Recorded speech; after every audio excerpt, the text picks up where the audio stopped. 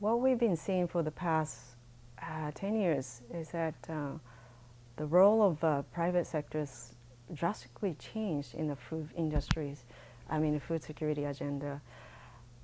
They're now initiating something really quasi-public purpose sort of the projects as a part of their strategy, the business strategy.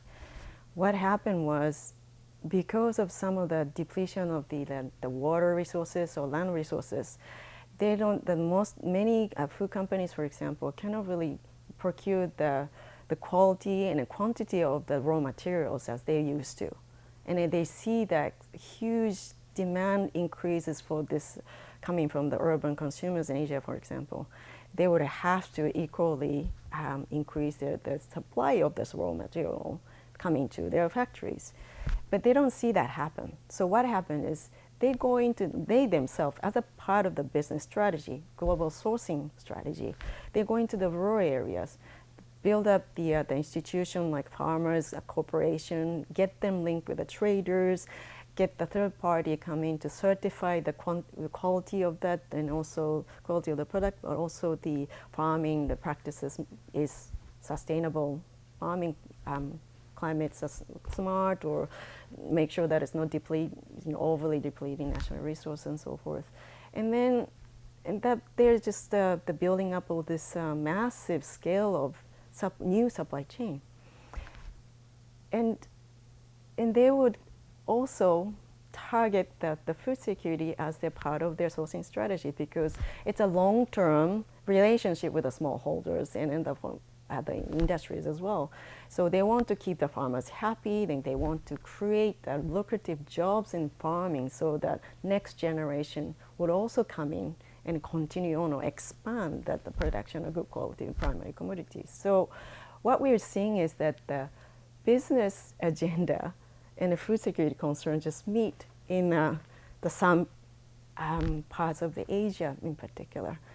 And that's something really exciting, because traditionally, for the same purpose of the food security, we have aggregated the farmers, corporations, and deal with the technology transfer with many small farmers and so forth.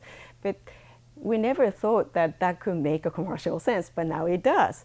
So the lesson that we're learning is that we have to learn how to work together with all these business people. Although the objectives is the same, the way we work and the way we provide a solution completely different. Frankly speaking, the speed of this development, rolling out this investment, is also different. So in a nutshell, what I wanted to say was, we as a development bank, we as a part of the public sector, we have to learn how to make a business case, end-to-end business case, out of this development project, if we want to partner with private business partners to yield the massive development impacts. That's the interesting challenge that we're facing today.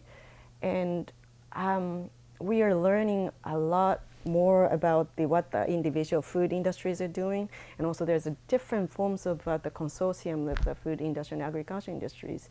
And then they're rolling out together with our clients, developing member countries' clients, to do various interesting programs for the purpose of improving the food security in the rural areas.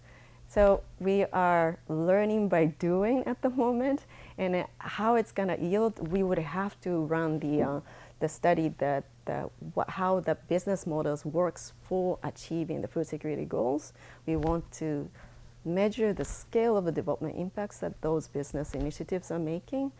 Based on that independent evaluation, we would like to consider about the upscaling the successful models, or so that maximize an impact of this development impacts, particularly involving the smallholder farmers. So that's our strategy, and no concrete study yet in terms of how successful that is, but we see the very promising progress is happening in there.